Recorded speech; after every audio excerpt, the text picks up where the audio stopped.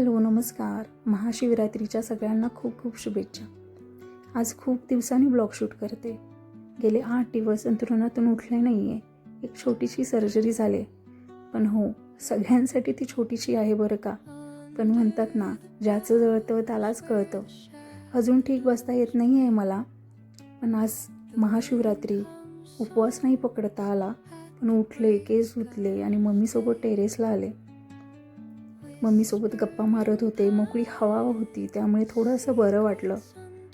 ह्या आजारपणात ना एवढं कळलं, आयुष्यात आरोग्य, पैसा आणि आपली जवळची व्यक्ती, खरी माणसं आपल्या जवळ असणं खूप गरजेचं आहे.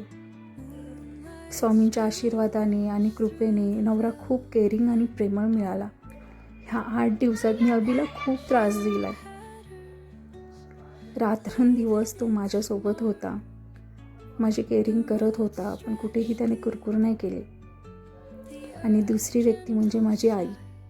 खरंच ह्या जगात आईची जागा कोणीच नाही घेऊ शकत. जसं माझं ऑपरेशन आहे हे कळलं ना, मम्मी धावत आली. माझी सगळी काळजी घेणं, त्याशिवाय सोन्या आणि अभिसाठी जेवण बनवणं, त्यांचं रुटीन फॉलो करणं, ह्या सगळ्या गोष्टी ती कुठलीही कुरकुर न करता करते. जसं ती एक चांगली आई आहे ना, तशीच ती एक चांगली सून आहे, हे मला 2 दिवसापूर्वी कळलं. का ते सांगते.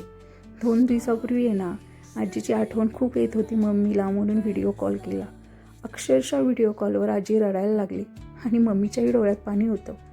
आजी मम्मीला म्हटली, घर खायला उठते का तुझ्याशिवाय, लवकर ये, लवकर म्हणजे काय, उद्याच ये, म्हणून रडायला लागली. ह्याच्यातून एक कळलं की सासू सुनेचं नातं असंही असू शकतं, हे मम्मी आणि आजीमुळे कळलं. मम्मी खूप साधीसुधी आहे. तिच्या कुठल्याही काय म्हणतात ते, एक देखावा जो असतो ना नात्यामध्ये, तो कुठेही नाही आहे तिच्या नात्यात. ती प्रत्येक नातं, प्रत्येक कर्तव्य प्रामाणिकपणे पार पडते आणि तू अशीच राहा. आणि एक गोष्ट मी 100% नाही 1000% सांगू शकते की जशी ती एक चांगली आई, चांगली सून, तशीच ती फ्युचरमध्ये एक चांगली सासू नक्कीच बनेल.